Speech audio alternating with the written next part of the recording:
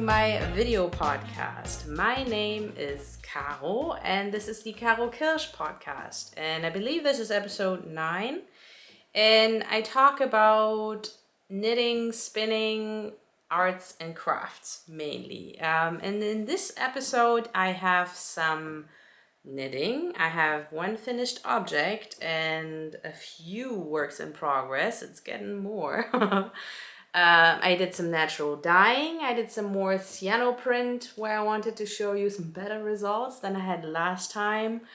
Some journaling, and I believe that's it. So we'll see how long this one is. I hope not too long. If so, maybe grab yourself something to drink just in case I get rambling or something. Yeah. Maybe we just get going. Oh, hang on, before I forget, I'm getting better at this though. You can follow me on Instagram. It's the only other place than YouTube where I post somewhat regularly. And there I am, Karo.Kirsch. I'll put it in probably here on my nice white wall background. And yes, so the first segment is knitting, and I have one finished object for you, and drum roll please, it is a pair of socks. Yay. I'm sorry, they have been worn and not blocked yet, like never. So they look a little bit lumpy, but yes, last episode I think I said I didn't work on them at all, which wasn't true. I think I finished one sock. Let me try and think. I think this one was the first sock. So I actually finished this one. So I think I worked on the sock sometime in December. So I only had to finish the second sock, which I think I was somewhere around here last episode. So I actually did more or less like three-quarters of one sock. So yes, and they're done. They're super nice and warm. I didn't use a pattern for them. I kind of tried to make my own vanilla sock. These are slightly too big and the cuff is a bit too short.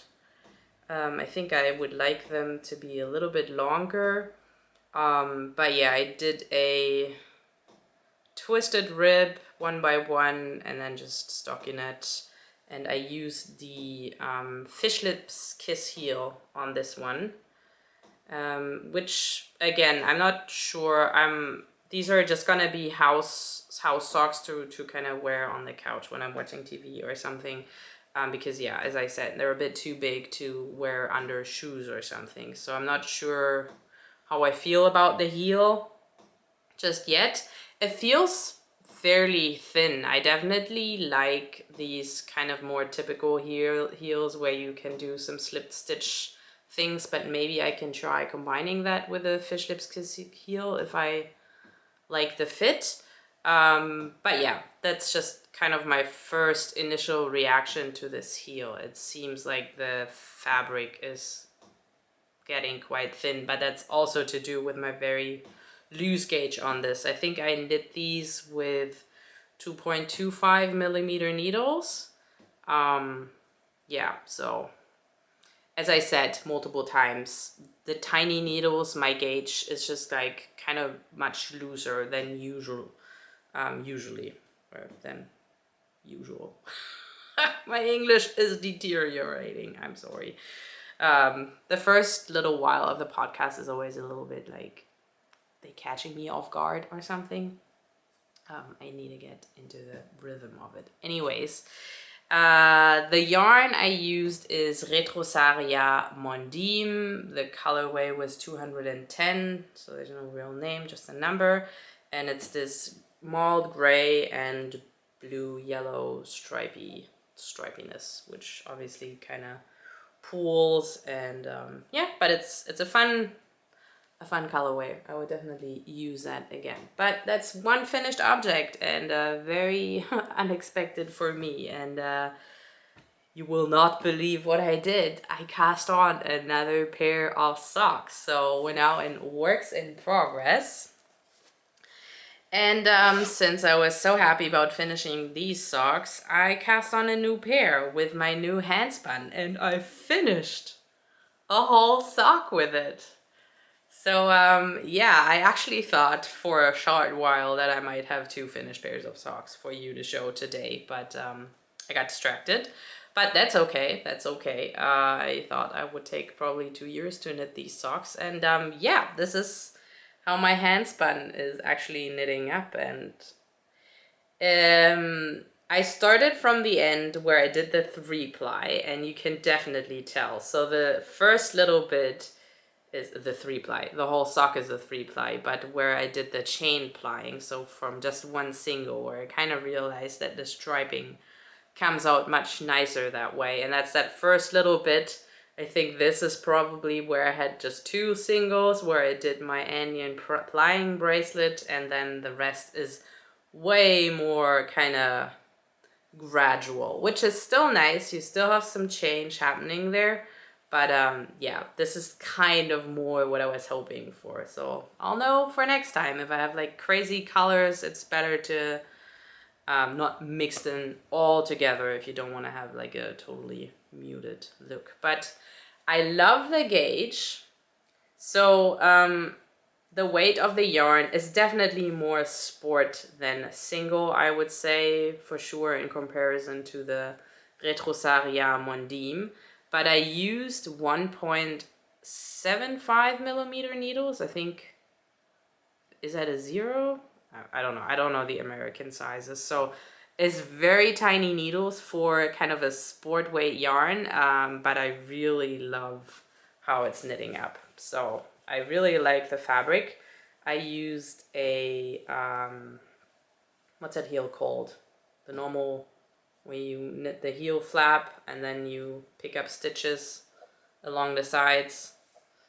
I don't know. My sock terminology is not good. I took the way of knitting the heel from the Hermione's Everyday Sock pattern.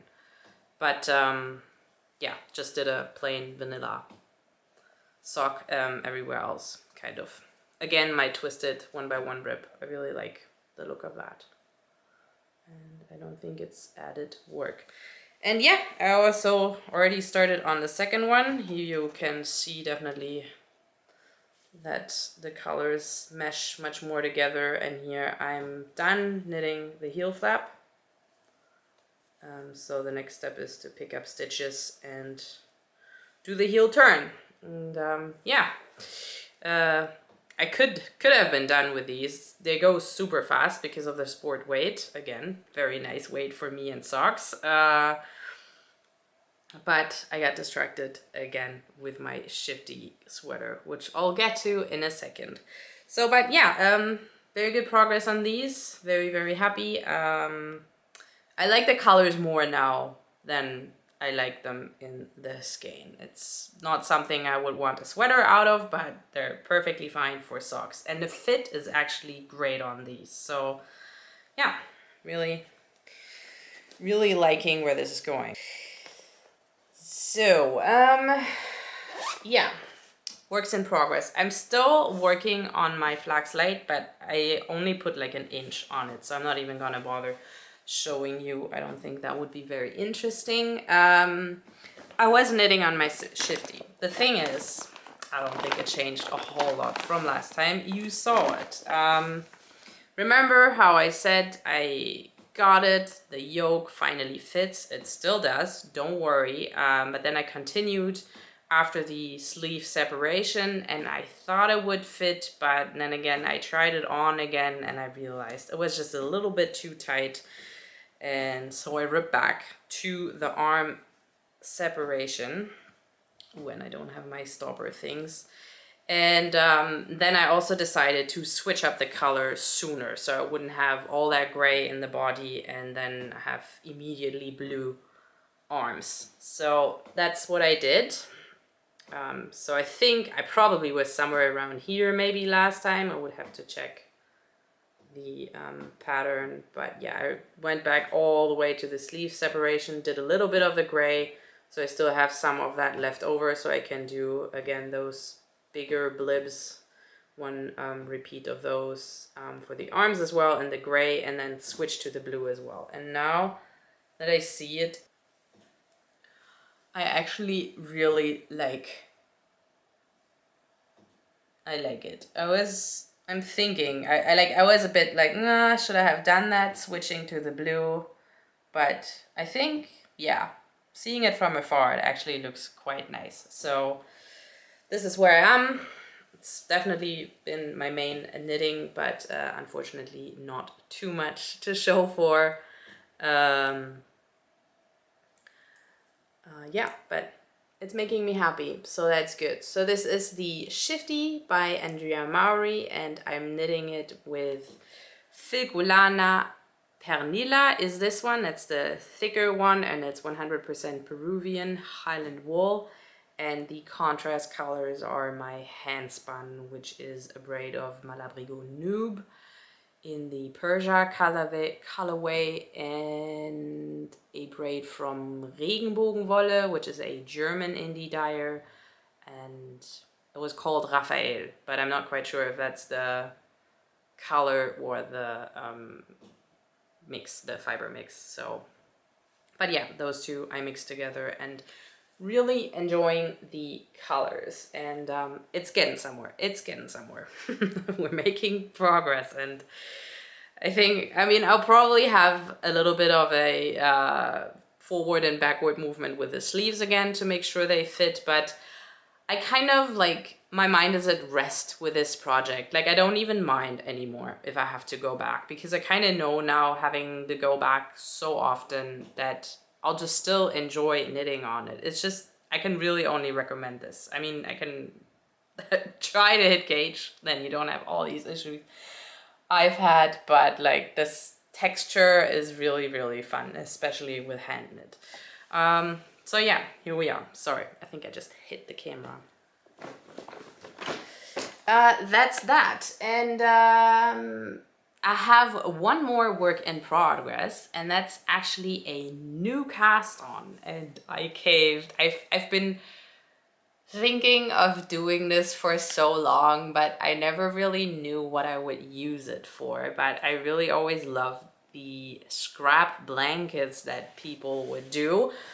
But yeah, the problem I always had with it is the finished product is just like this crazy colored product blanket that I wouldn't want on my whatever couch or bed or something, because I don't know, not that I have a whole big idea about how my interior should look like, but I don't know, crazy colored blanket is definitely not something I would probably like looking at every day. But then I thought, I don't really have that many scraps anyways. It wouldn't become a huge blanket at the moment. And then I thought maybe I could just make it a blanket for my daughter's dolls, or we actually just got a cruiser, like a thing you put behind the bike, so you can cart your kids around, making it a blanket for in there. So yeah, let me show you my project. I actually did quite a bit of progress on this because it's so fun. Of course it's fun. It's like different colors, and it's a memories. Like, I mean, I picked, hang on, one thing at a time. So the pattern I picked is actually the northeasterly, and I don't know the name. I'll put it down below, but it's these cool chevron panels that you kind of knit together as you go. And what I really liked about this project, apart from that I mean, that's the main, like usually the scrap projects, you can do that. You can just use up whatever you have. So you have like different sizes, but you really see it. It doesn't like kind of go in rows, but you have like big sections of it. So that's what I really like. That's kind of like these pinwheel blankets, or the squares where you kind of have a big block of your one color. But you can still make it different sizes. So that's what I liked. And the other thing, which actually really sold me on this, because it's a paid for pattern and there's plenty of free patterns, out there to make scrap blankets, is that you can use DK and fingering. Like, she gives you instructions for knitting with DK and fingering and getting similar sized panels. She actually does not tell you how to put two different ones together, which is kind of what I assumed. I think she has just like a DK version of that blanket and a fingering version of that blanket, but I kind of went in there thinking, okay, I can use up my DK and fingering leftovers in the same blanket. And this is actually like, this is a DK stripe and this is a fingering stripe, and it works. I worked it out. Like, I had to fiddle in the beginning a little bit. Like, you can see this is definitely more fabric here on this side than on this, but then eventually I figured out what the distance is, and I'll probably put that in my project notes. I haven't done that yet, but I don't see why that would be a problem to put that in my project notes so other people can do the same. Yeah, but it's very fun, and where I was going with the memories thing, because other versions of this blanket they call memory, like, what's it called? Cozy Memories blanket. And I don't know, I never really got the name, or I guess I did, but I couldn't really feel the name, but now I can. It's really like you're knitting with this old yarn that you've, like, this stuff is my very first hand-dyed yarn that I used for my first Andrea Mowry project, the, what's it called? Faded cardigan or something? She has a faded cardigan. Anyways, and this one is also, so you just keep thinking about your old projects, and it's obviously really fun. This is actually some of the hand spun I have in my shifty, but the color that I don't really want to use because it's kind of like this brown reddish, but yeah, I already used it up here. This is from my Shake It Up shawl. That's some Malabrigo yarn. This is from the Eliza from my daughter. So yeah, there's fun memories in here. This is actually the other Eliza I just recently finished, and this is my basket of, this is all the scrap yarn I have. So it's really not that much. I think there's other knitters out there which are probably like, what? That's all you have? I do have a few more skeins that I used yarn off, but there is like enough left that I think I can still do a project with it. So I'm not putting it in here yet. But yeah, these are kind of the leftovers, which really are just like tiny amounts, which I don't know, might be enough for maybe heels and toes or something, but other than that, they're too small to do any kind of project with them. So that's what I want to use for this blanket. It's really, really fun. Yes, and it actually leads me to a very short segment of mine, which is acquisitions. And I got new needles just for this project, because I didn't really want, so the two needle sizes I'll be using is 2.75 and 3.75. That's what she recommends, and since it's a blanket, I thought I'll just go with whatever she recommends. And I got the Licker Driftwood needles, the DPNs. I actually don't like DPNs. Like, I don't like using them for what they were usually designed for, like small circumference knitting, because I don't like needles pointing in my direction, and you always have that with DPN. But since these stripes are really narrow, they fit perfectly on one of these, and I have these stoppers, so when you stop knitting, you don't lose your stitches, because technically they could come off, and I just leave one end on, so it's kind of like these old school straight needle. I think they're called straight needles, where you just have you can basically just knit scarves. I don't know what else you would knit with those other than like kind of panel sized or projects, like scarves and maybe cowls. That's the only two things I can think of, and these kind of blankets that you could knit with these.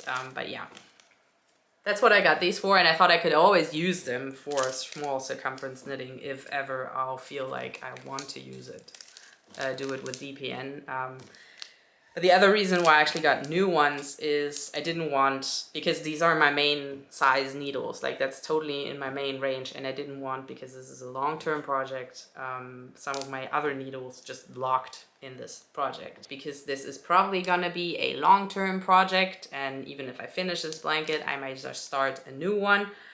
As I said, I already have two kind of ideas for what I could use a little blanket like this, and so yeah, I thought that was a good enough excuse to get some more needles. And yes, that is all my knitting content. But as already mentioned in my introduction, I did some more natural dyeing. And last episode I said I was really trying to go for blue, and I did. But last summer, my mom and aunt actually collected some hollyhock for me. And I just found the page in my natural dyeing book. So it's this plant, hollyhock, or Malve in German. And this is what they tell you roughly idea-wise. I mean, I don't take it for, okay, I'm definitely going to get this color, but you see, I thought I could get kind of a bluish purple maybe if I go with this version of their dyeing, and that's why I used them, because I had the material obviously, so that's what I wanted to try. And the what's it called? The Mahonia is still, like, the berries are there now, but they're still very green, so I still need to wait for those. So I thought I'd try with that. And you still remember that purple, what I just showed you? This is what I got. I have no clue. I don't know what happened. Like, my mom and aunt definitely picked nice dark flowers. That's what they say in that book, that with the dark flowers, like there's like purple dark, reddish dark, there's different colors variations in the hollyhock, but like they're all reddish, right? So I have no idea why I ended up with it. And this is such a weird color. This is showing up more yellow golden actually than it really is. It definitely has this, I don't know, is it mean to say, it's like this sickly green tint with it. So it's really somewhere between green and yellow. I wouldn't call it ochre, because ochre is more golden yellow, I guess. And this has a definite green in it, and I don't think it's showing up properly. I might put a picture in so you can see the color. It's a really weird color. I don't know. I don't even know if I like it or not. It's really so strange. It's a very bright and intense color, which excites me. But I have definitely no other yarn in my stash currently I would use this with. So either I just make some socks out of this yarn with some interesting patterning or something, or I do find like a color, I don't know, maybe like a purple or something. Not sure. We'll see. It's definitely an interesting result. But yeah, this is hollyhock. I'm not sure if I'm gonna try that again. I mean, I really don't understand why it's so wildly different from what the book suggests, because like this is alum mordanted. Like I didn't do any crazy weird treatments with this. I mordanted in alum and then I cooked it in the, where I like simmered. I didn't cook it. I simmered it in the hollyhock. So I don't know. This is what I got. I thought that was pretty funny, but yes. So no blue as of yet, but we're trying for it.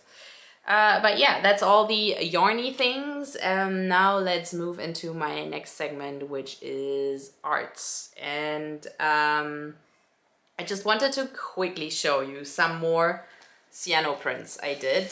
Don't worry, I won't bore you to death. But just because last time I I was more excited with the whole technique, but the results weren't that great. And then I tried again, and I already figured out what my problem was. So let me just show you. So this is what I got this time. Like, you can very clearly see what I put on, and I think it's so cool. This method is so fun. I just used a bunch of different grass and this plant again, which I still haven't looked up how it's called, so I'm sorry. But I really like this. This is actually my favorite because it has this translucency. So obviously if you have like multiple ones, they layer. And it just looks really fun. I did some more on that Tim Holtz paper with some grass and things, and then these ones, which are also really fun. Like, I really like this grassy thing. I did some more with the tuya. So yeah, really cool results. And the problem, or the reason why the other prints from last time, they were just like overexposed. Like, I put them right into my window. I mean, I don't really get it. Like, some people, like, the description actually says you should do it like on a very sunny day and leave it outside in the sun for 24 hours, which whatever, what is that? 8 hours of sunlight, depending on where you are. And yeah, I had it in the window, and it was indirect light. Like, we have a white house across the street, so the light hits that house and then it bounces it back into our apartment, which makes it very nice and bright, but we don't have the direct sun, which is super nice. And that was where these were sitting in, and they were completely overexposed, and that's why everything was so washed out from the ones I showed you last time. And these ones I actually just had sitting in the back of my room, and it's my office, so I work there currently, home office wise. So I actually take put the window, what's it called, the rouleau thingies, to block the light, because I have my screens there and I can't see anything if I'm looking at a white wall. So I actually closed the window blinds, that's the word, so it wouldn't be so bright. And they still turned out like this. And I put them in the one morning, and then I took them out again the next morning. So it was still just 24 hours. So yeah, I don't know, maybe our sun is super intense these days or something, but they turned out perfect. And I definitely don't think they need a full day in the bright sunlight outside, at least not for me. Yes, but I thought I'd show you some updates on that. And I actually already did a fun little project with it. I made myself a junk journal with 2 of the papers I had. And on the inside I actually used just the backings of my Tim Holtz pad. And yeah, I actually was kind of browsing through my kind of old art. And back in 2017, I found this book. I don't have the book, and I'm not sure how I actually read it. I think I was at Bösner, which is like a German art store, and I was just kind of reading the book there. Obviously not the whole book, I was just kind of flipping the pages, but I kind of read the introduction, and I thought it was a really fun approach. It basically, the book was called 30 Pictures in 3 Days, I believe. I'll try and find the author so you can check it out for yourselves. But they basically just took 30 pages, like loose leaf or whatever, in a drawing pad, whatever you want, and you work on these 30 leaves at the same time, and you just pick quick prompts or pick a medium or something, and then you just do whatever you chose on all 30 pages. And then you can even do it with a dice. I think I saw that somewhere else, like just kind of to get you drawing, just have like random prompts, you know, random material, whatever, do sketches in pencil, or do a painting with the primary colors, kind of like that, or draw geometric shapes with felt tip pens, you know, like these weird combinations. And that's what I then just did. I picked 30 papers, and I picked very different papers. So I have some watercolor paper, I just have like a normal sketch pad. I think I even had some stone paper because I wanted to try that. Definitely don't like that to draw on. Some black paper, gray paper, tone paper, you name it, all in here. And then I started the process, but as the story goes, I did not finish it. So let me show you. So the first thing I did was rough sketches from body parts, basically, or like as here, like a half body. That was kind of my first prompt. So I did that on all 30 pages. And then the next prompt I gave myself, I don't remember now how I did that process. Sorry, I think it's a little bit blown out. Is draw tools with a black ink pen or something. So obviously no erasing in all of this. I actually really like how most of these tool things turned out. Yeah, like a weird hammer and a naked woman underneath. And I don't know. Yeah, so there's a bunch of these drawings. Oh yeah, here you can see, and this is where the process stopped for me. So the next prompt I gave myself was geometric shapes and primary colors. And I started doing that, and I just did not like what happened then with most of these drawings. So this is one where I left it. Yeah, obviously didn't do that on all the drawing. And yeah, and the idea is that you kind of like, after you do each prompt, you stop and look at your drawings, all 30 of them, and decide if some of them may already be done and put them aside. So I think I had like 3 or 4 drawings that I already really liked after just the sketch. So I just wanted to keep the sketch. I think actually the very first one I showed you, obviously, yeah, there was no sketch of the tools on top. So I left that as is. And then I found some that I just liked. Then this ink drawing on top, this one, I think I signed it, so I decided it's done. And yeah, and then I like none of the ones, and I decided not to even put it on the rest of them. And that's where the project stopped for me. And these 30 drawings just ended up in a drawer, never to be seen again. And I found them last weekend and decided I'll put them in a junk journal and work over them. And some of them I might still leave as is because, yeah, some of them are pretty enough, I guess, and it's a finished page if you want to call it that. But obviously I still have the backside of all of these pages, and for the ones I don't like, especially the ones where I did the primary color thing on top of, I thought I could just work on top of and completely cover it and then have a fun junk journal. And I actually did that already with one page, and I really love this. So let me tell you, I found this new artist that now I'm obsessed with. You do know I'm obsessed with Bai Ban, Roxanne Coble, and I love her style. The problem with that, I mentioned it a million times, is that I love her style so much that all my art just looks like hers, which, I mean, not even as good as hers. Just like, it's blatantly obvious where my inspiration lies. And I always said it doesn't really bother me because at least I'm doing art, and I don't really do art to sell or whatever. I'm just doing it for me because it's fun. But it started really bugging me because in the end we do want to find our own style. So now I found this new artist, and let me tell you, she's called Iris. I don't know her last name yet, and her Instagram and YouTube handle is Iris Impressions Art. I'll probably put it up there again. And she is actually also quite the fan of Roxanne Coble, I noticed, and that's actually how I found her, because Bai Ban kind of gave a shout out to her.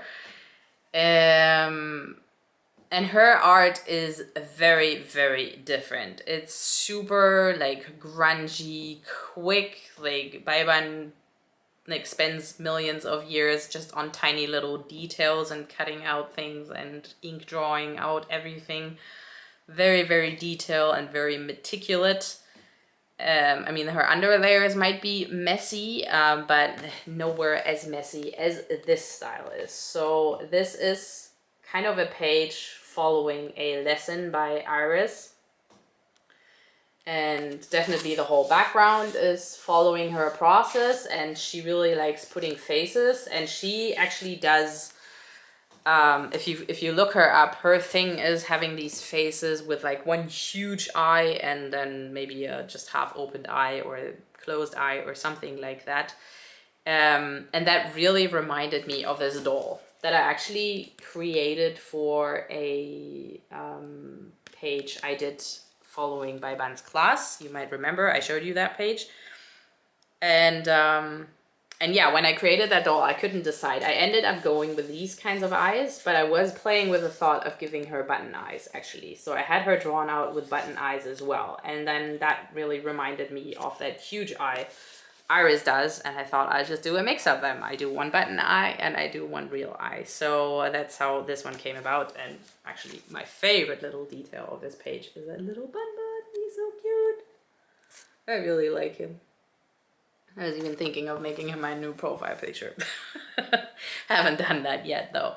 But anyways, my hope with this is now that maybe taking this very, very opposite approach to our journaling, and it's very freeing because yeah, it's quick. You don't spend forever on one spread, and you get this positive feedback much quicker than doing a spread doing by Bun's technique. If I could merge those two, I feel like there might be a cool baby coming out. I'm obviously not there yet, but this is my hope. This is definitely firing me up again in yeah, going for that, really trying to merge those two processes.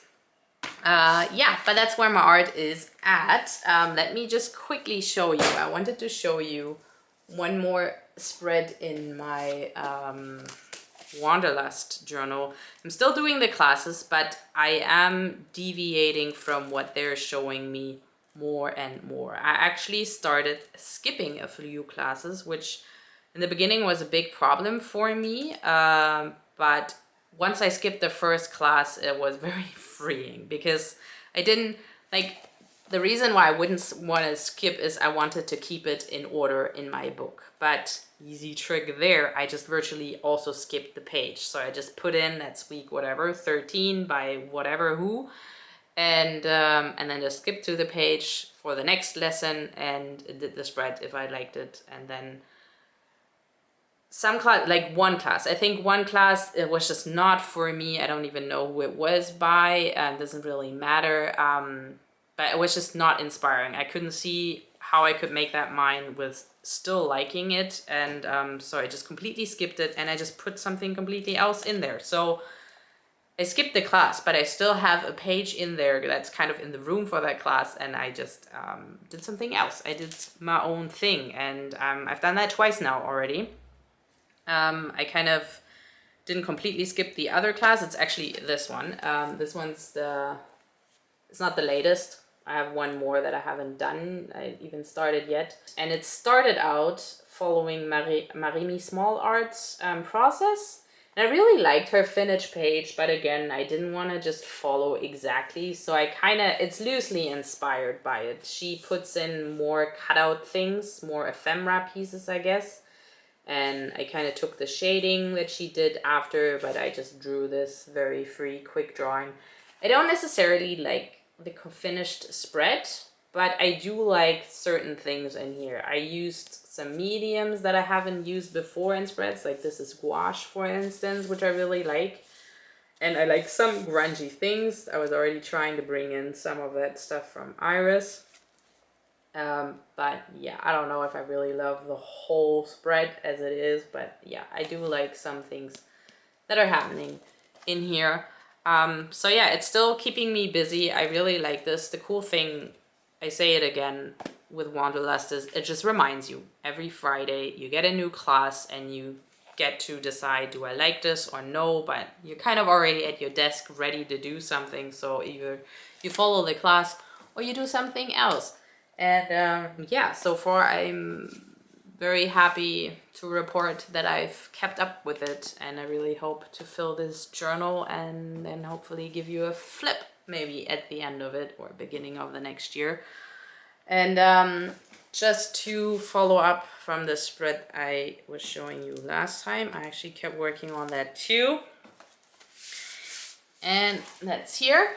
Definitely a bit more obvious that it's going into the oceany direction. I actually haven't put in the fish yet. I put in a jellyfish, which I don't know, it might have turned out a little bit too pink. We'll see what I do with that. I put in a huge splatter, which I thought I could kind of try to turn into some kind of anemone. I don't know how to pronounce that. And I have this funny, I don't know how these coral reef things are called, but I just googled some coral reef pictures and this was a plant that came up. So I did a thing in here. Still thinking, maybe I'll put that fish in, maybe I won't, depends. There's already quite a lot of stuff happening here. I'll see.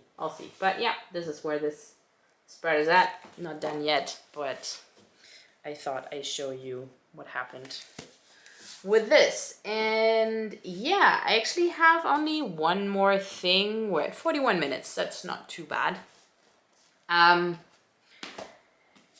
Because I've been journaling not since the beginning of the year, I think since February.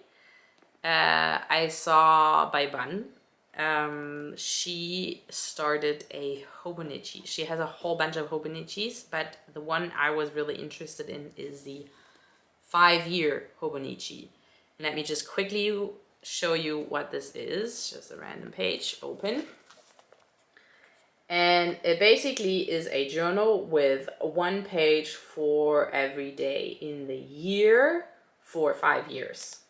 So whatever, this is the 10th of July, and then you have 2021, 22, 23, 24, 25. So you can do a daily entry for every day, every year, until 5 years from now. And then obviously the first year is just like plain journaling. I think that's going to be the hardest year to keep up with it because you always just have a blank page to start with. But then once we roll into next year, I'll see, what did I do exactly that day 1 year ago? And of course, the further you get into it, eventually you'll have like the last 4 years and see a little bit where your life went. Like, what were your dreams back then and where are you right now? I really like the idea of it. Obviously don't know if A, I'll keep up with it, and B, if it ends up being as cool as I think it will be.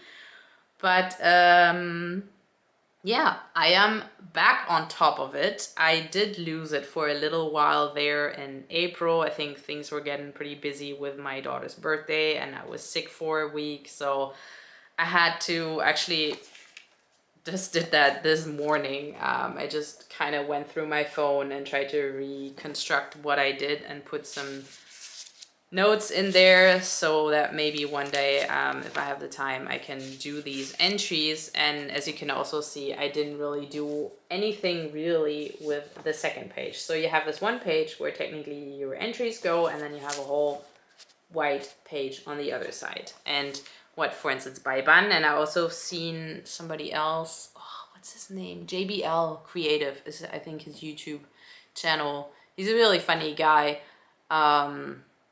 Anyways, he does that too. So I watched a flip of his as well, and they draw on this side, but I haven't been too good with this.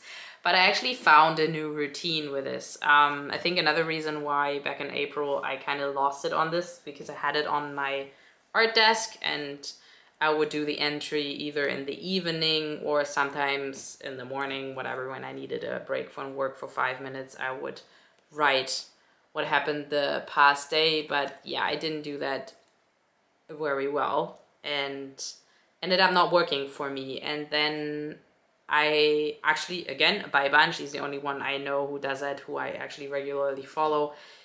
She said she does it in the mornings when her kid is having breakfast. And I thought, hey, I could do that too, because my kid has breakfast in the morning as well. And I kind of sit there and wait until she's done. So maybe that's the 5 minutes I need every day to do this. And since I have it on our new table, by the way, my husband built us a new table. So we have now a nice big table. Our previous one was way too small, so there wasn't any room for this even. but now I can have it there. And yeah, and so far it's been like 2 weeks or something where I shifted it from the one table to the other. I've kept up with it, and actually sometimes had more than my 5 minutes, and could even backtrack and filled some of those days that I skipped. And I also started doing some little drawings. This is, for instance, from yesterday. It was actually my husband's birthday, and we went to the bonsai shop and bought 3 new pots. So I drew those 3 pots in there, and a little fork that we also got, and some macadama. And yeah, we did some repotting yesterday, so that was really fun. Yes, so this is making me excited, and I really hope that I do some more doodling in this, because I'm not a very good doodler. I don't think I'm very spontaneous when it comes to doodling, and maybe this might help me develop that skill a little more. We'll see. Probably not every day. I'm not even trying to give me that illusion, but if even every other day I manage to make a little drawing.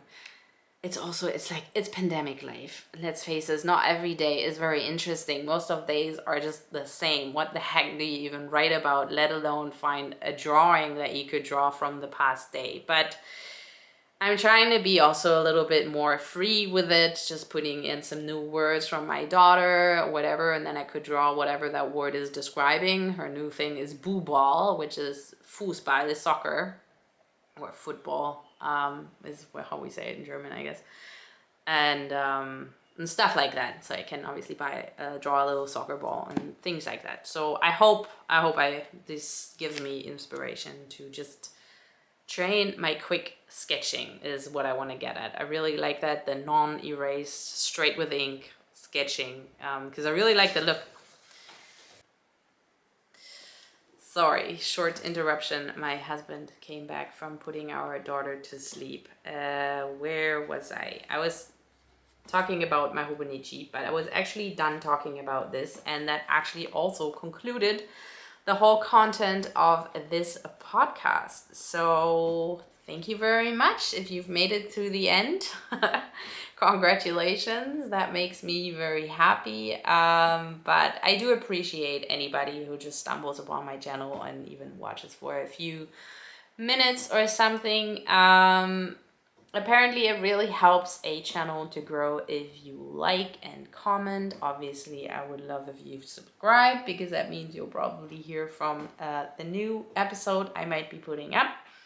And I'm definitely planning on doing so. I definitely see myself getting a little bit more of a hang of doing this. I have a bit quicker way of editing now. I guess I just kind of learned the software a bit better. Obviously, it's a bit much in the beginning because it's a huge program, as I mentioned before, I believe. But anyways, definitely enjoying doing this just for myself, really. It's just a nice recap. So I'm not too bummed out that there's not that many followers yet. That just gives me freedom to play around and try new things and not be too, whatever, beat myself up if I don't manage to put it up regularly every month. But obviously that will help growing this channel. So we'll see where this goes. I'm excited either way. Thank you very much again, and I'll see you next time. Bye bye.